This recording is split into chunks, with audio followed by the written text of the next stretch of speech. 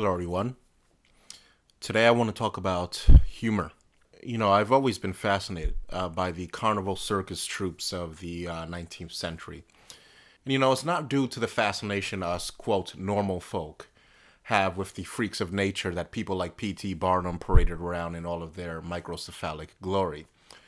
But instead, because these unfortunate sufferers of ectrodactyly and gigantism and other dramatic maladies were, of course, still people.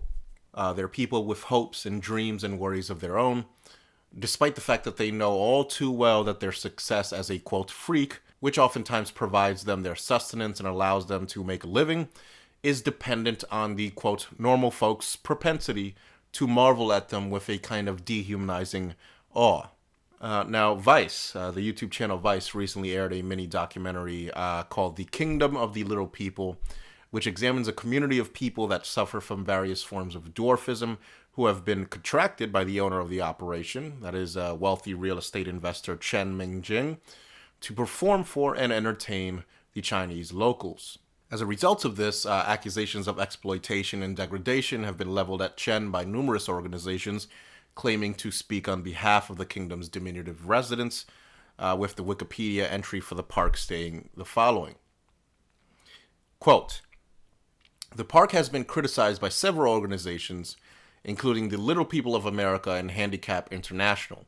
Critics contend that the park resembles a human zoo and isolates the handicapped from the rest of society. Chen claims that the business provides employment for many who would otherwise be unemployed, allowing them to build self-respect. Many employees have said that they enjoy living with other short people and feel less lonely at the park. They say that before they were employed by Chen, they were unable to find work or were exploited by employers." End quote. Now, despite the controversy, watching this Vice documentary gives the distinct impression that at the very least, some of these residents at the Kingdom of the Little People are actually happy. Some of them are grateful, it seems, to take their handicap and allow others to marvel at them, and also, of course, to dehumanize them in the process in order to sustain themselves off of the revenue generated by others observing them, almost as one would observe a curious exhibit at a zoo. And yet a strange duality exists between us and them, right? A strange desire exists for us, and I put this again in quotes, normal folk, to see instances in which these dwarfs, people that we have undoubtedly othered, display instances in which they are also exactly like us. Right? So a strange desire for commonality pervades our entire fascination with viewing these people also at the same time as being very, very different from us. So again, these people lead lives, much like any other human being tends to, full of romance, sadness, happiness, etc. And I think that the documentary does an excellent job of humanizing them and taking away the stigma of the other that us normal folks love to place on them in the process. Make no mistake about it, though. The little people in this little kingdom are aware that they are profiting off of being viewed as abnormal by wider society due to their condition, and most importantly, they also seem to have made their peace with it. And it is this quality of tenacity that I admire in the carnival, quote, freak. It's his capacity to take a giant cornucopia of lemons and still find a way to make lemonade, and to, for the most part, lead a life of relative happiness and contentment despite their unfortunate situation. It is no small feat, no pun intended, to find a way to manufacture a living out of one's own disadvantages and hardships, and when one does, some seriously resilient and charismatic personalities can be forged from that metaphorical crucible. And this same quirk of human nature seems to produce many of our best comedians in the form of individuals that have led, in some instances, some rather tormented lives and still managed to parlay their misfortune into laughter, making their own fortunes in the process. And one of the best case studies for the type of forged in the fire, tortured soul genius I can think of is that of the life and times of the excellent comedian Richard Pryor. Now, Pryor, who is, in my opinion, one of the best stand-up comedians to ever live, to ever do it, he didn't exactly have a childhood that I would consider ideal. In fact, it was downright horrendous. Pryor grew up in his, Madam of the Night, his grandmother's brothel, where he was sexually abused. His mother also worked in that same exact brothel as a lady of the night. His father, who beat him viciously and regularly, met his untimely end while in bed with a prostitute when Pryor was 27. Pryor's life, despite his comedic success, appears to have been one dysfunctional and tragic event after another, and Pryor attempted to end his suffering once and for all in a drug-fueled conflagration that was intended as a suicide attempt. And the Wikipedia entry describes that event, and I'll read it to you right now. It says, quote, "On June 9th, 1980, during the making of the film Busting Loose, Pryor set himself on fire after freebasing cocaine and drinking 151 proof rum. While on fire, he ran down Parthenia Street from his Los Angeles, California home until being subdued by police. He was taken to a hospital where he was treated for burns covering more than half of his body. Pryor spent 6 weeks in recovery at the, and I'm butchering this, Herpeslimer Burn Center at Sherman Oaks Hospital. His daughter stated that Pryor poured high-proof rum over his body and set himself ablaze in a bout of drug-induced psychosis. Later, in an on-camera interview, Pryor commented, quote, 'I tried to commit suicide. Next question,' unquote." So, that that doesn't exactly sound like the life of a happy, well-adjusted individual, does it? And even still, Pryor didn't allow the personal torture one must feel in order to attempt suicide, in such a fashion especially. He didn't let that dull his sense of humor. And he even used the incident to end his legendary stand-up show, live on the Sunset Strip, and I'm going to include a video of that in the description box if you want to watch that. Excellent comedian. Believe me, one of the best to ever do it. So ask yourself, right? If you attempted to kill yourself by lighting yourself on fire, how comfortable then would you be joking about it? Could you share it in front of millions of people on national television? Would people laugh if you did? Given that, maybe you can perhaps understand how difficult it is for comedians to offer up their personal demons on a silver platter for our entertainment and consumption. And perhaps now you'll have an appreciation for how difficult it is to do this, also in a humorous way. Hardship, I think, is the hallmark of a decent comedian. Thus, one would expect that the more privileged and pampered a person is, the less likely that person is to have endured the requisite hardships that mold our comedic heroes into the witty, down-on-their-luck court jesters of society that they are. And this begs the question, are women actually, truly less funny than men, generally speaking? There's a lifetime of evolutionary psychology that one can indulge in hopes of answering that question. I know that's a controversial topic these days, but I think it's relevant, right? One can delve into the inherent worth that having a womb confers onto women, evolutionarily speaking at least, and conclude that since men do not have this inherent worth, they cultivated humor as a means of social plumage with which to impress and then disarm and put at ease the women whom they wished later to copulate with. Women do, after all, tend to dig guys with a sense of humor. And since humor is a sign of social competence and thus of confidence, I would speculate that humor in men is a bit of a mild social aphrodisiac to women, as well as a tool in the arsenal of a man in search of his next sexual conquest. But this line of inquiry is secondary to the wider question of why human beings evolved humor in the first place. That's a topic for another video, but I think there is some merit to drawing a hypothesis that states that because men objectively tend to suffer more hardship, they will, in the overall sense, cultivate a better grasp of humor than women will. Of course, not all women are created equal. Some will be funnier than others. But none of them, I think, are quite as unfunny as female feminists like Rebecca Watson and other SJW heroines. The Rebecca Watsons of the world are unfunny for the same reasons they are unbearable in the overall sense. That is because they are always looking for some offense du jour to have a conniption fit over. Watson, as many of you know, was the progenitor of the offense heard round the world, known as Elevator Gate, which was essentially just a harmless bit of attention paid to Watson by a man, and his crime was asking her to spend time with him in his hotel room while they were both in an elevator. I know, the horror. Watson then perceived this proposition as a dastardly act of, claustrophobia-inducing mind rape, causing her to upload a smug, passive-aggressive video in which she told men, this isn't the proper way to talk to women. Don't do that. Like scolding us like some, matronly, overbearing mother or something. And this, broke the internet, or at least it broke the internet atheism community. And it also caused a fair amount of controversy in the manosphere. And many an internet atheist and manispherian then took the opportunity to knock her down a peg, calling her out on her entitled, smug, arrogant bullshit, and that's what it was.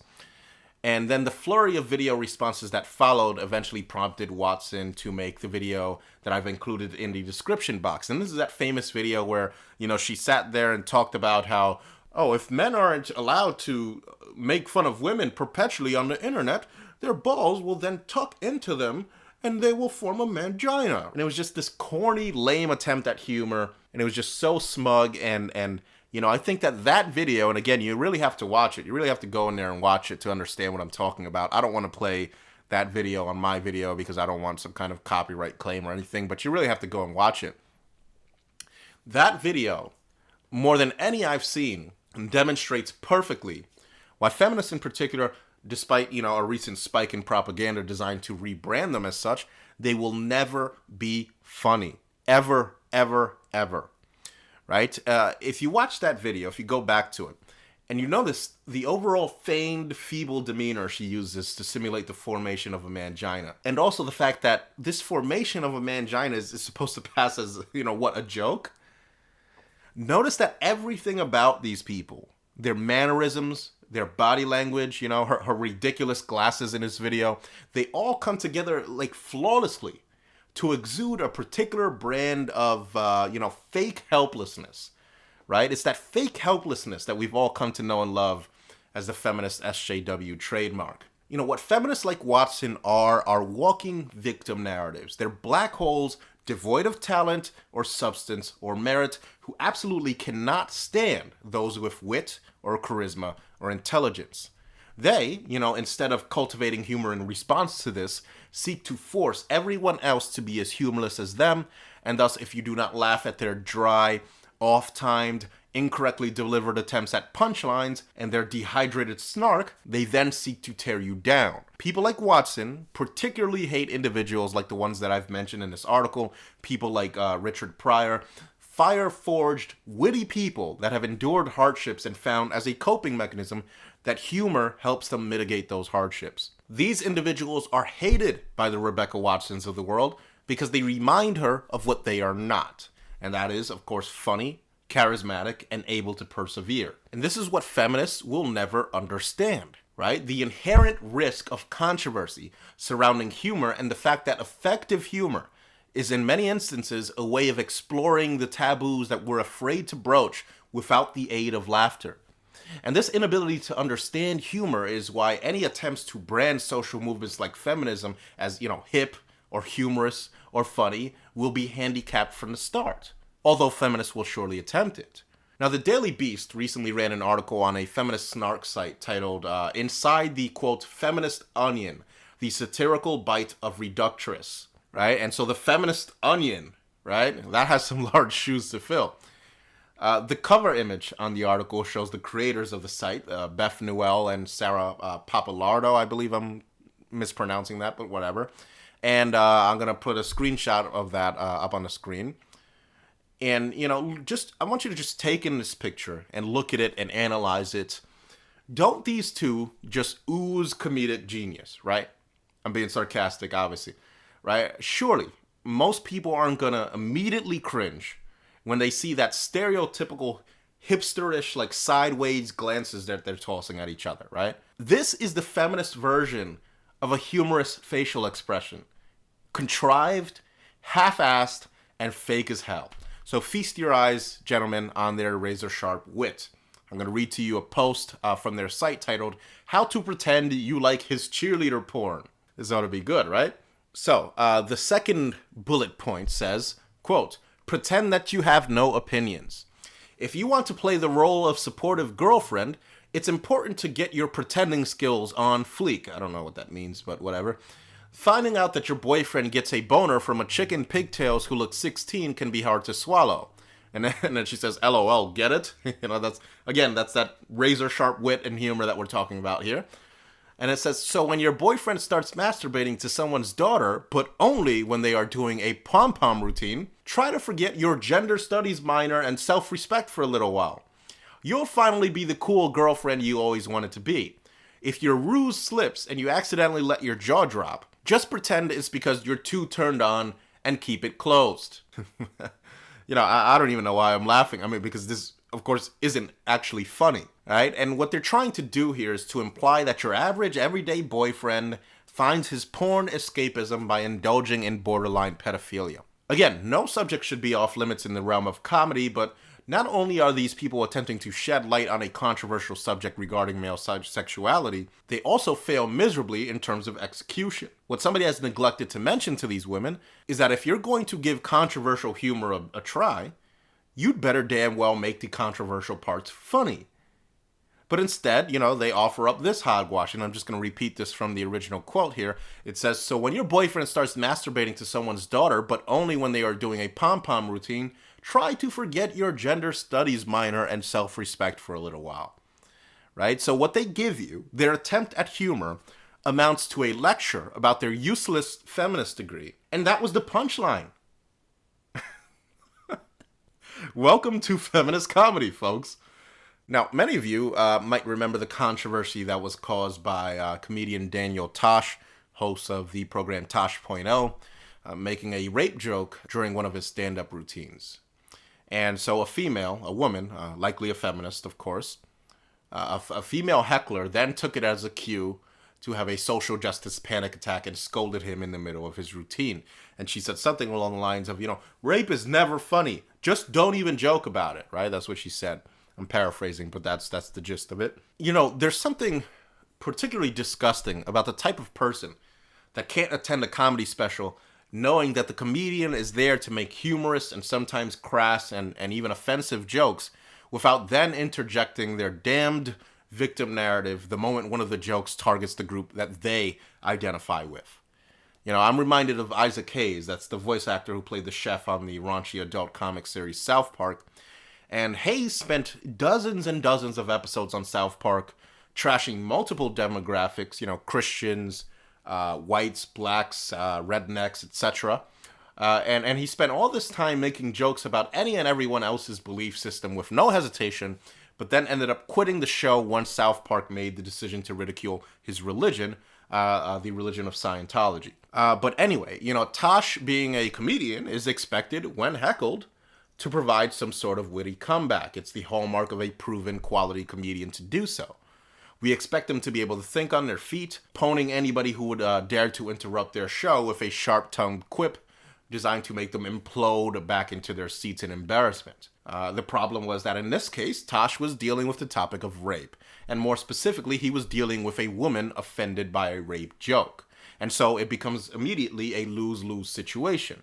Had Tosh beat her down with a verbal bitch smack, he would have been accused of trivializing rape, and had he instead decided to apologize, he would have lost face in the eyes of his audience.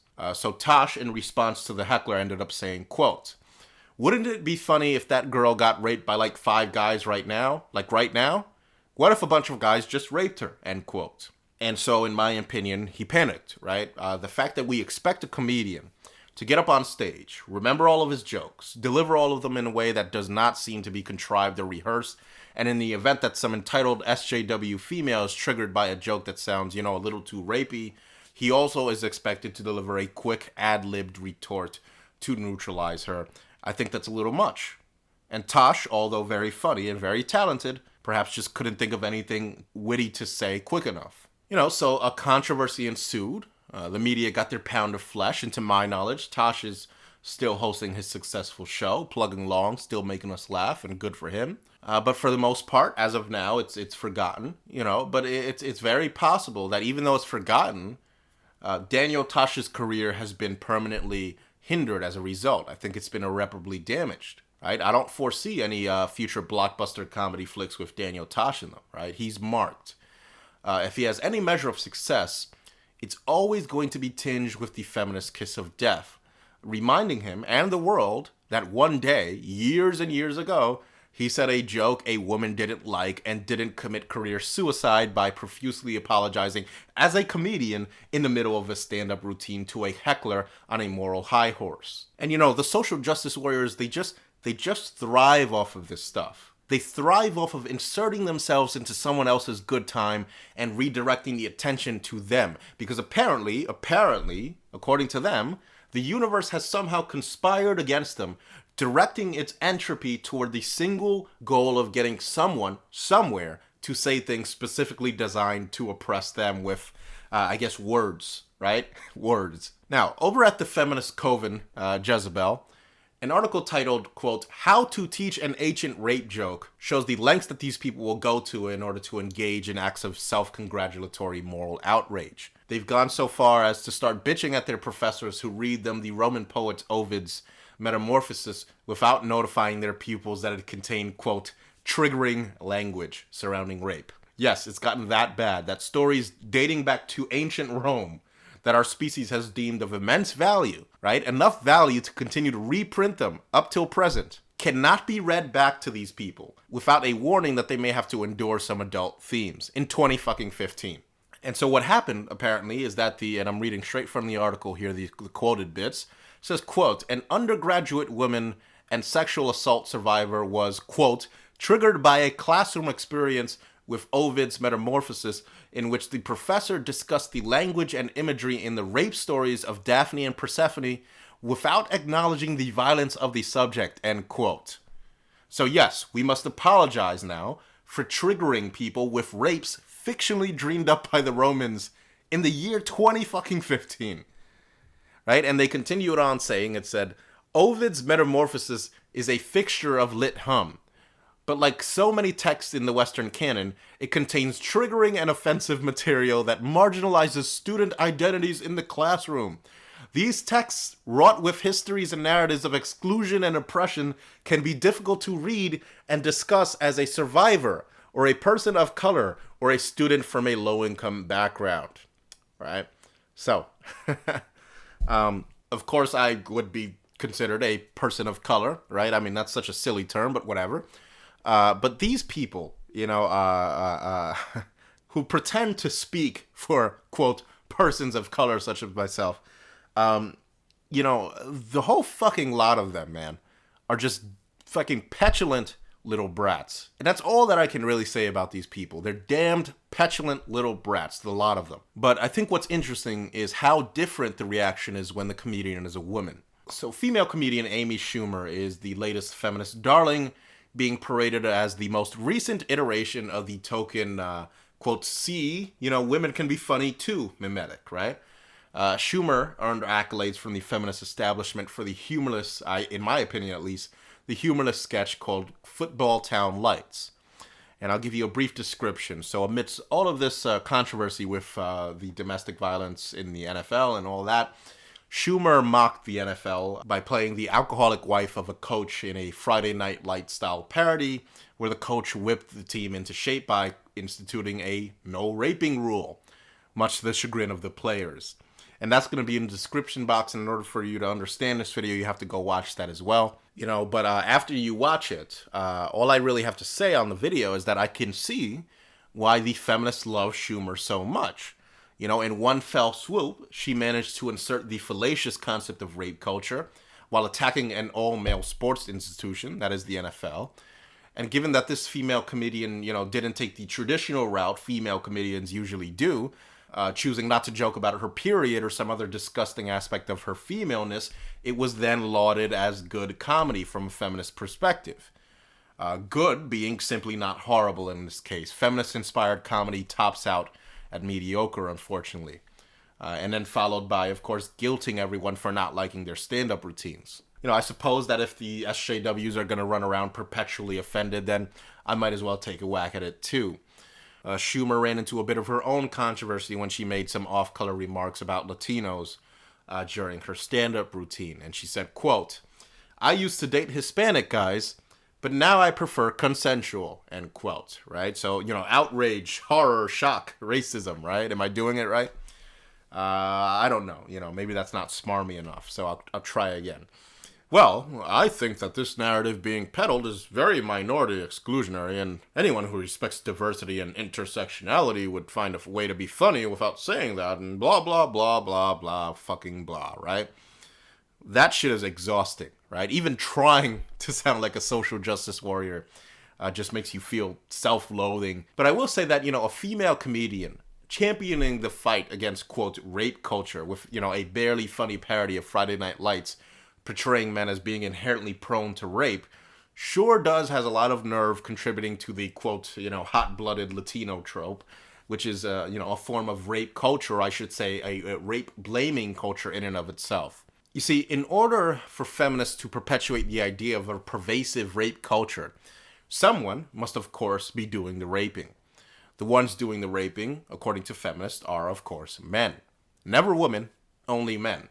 And, of course, men, due to the patriarchy, we conspire together to reinforce rape culture within every level of society, according to feminists. But not only do feminists fabricate this rape culture out of thin air, they also tend to reveal their deep-seated racism with their new feminist humor, right?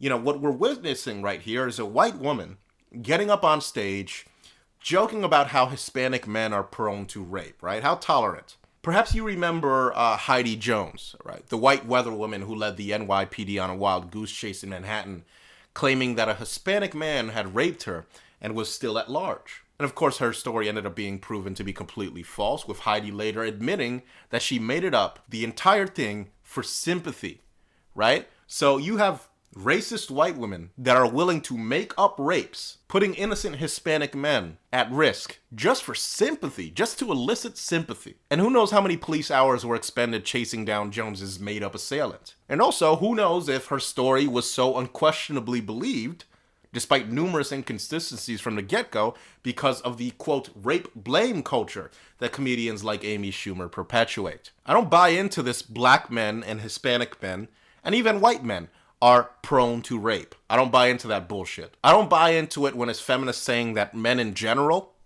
are out there raping like 1 in 4 college students and women all around the world and whatever. And I don't believe when racists perpetuate this bullshit that blacks are like, seething rape-prone animals either. And I don't believe it when it's Hispanic men either.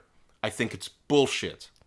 In the end, comedy is comedy is comedy. And I don't think that Amy Schumer should be censored or anything like that, right? As a Hispanic man, I'm not really offended, right? I mean, humor is humor is humor. Then maybe Hispanic men and black men and even white men should be offended until these comedians stop being offended whenever others joke about rape. Now, if SJW hecklers start getting laughed out of the building for interrupting a comedy show with their nonsense, if and when that happens, then I could care less about Schumer's racist jokes. Until then, I say she should be held to the same standards that her politically correct sycophants that celebrated her portraying all men as prone to rape hold others to. And the funny thing is that this appears to be exactly what is happening. Schumer is now apologizing for her controversial jokes about Hispanic men. Once again, the SJWs eat their own. Anyway, gentlemen, that's all that I have to say for now. Check out the site, finishing up the book. The site is sheddingoftheego.com. Take care, gentlemen.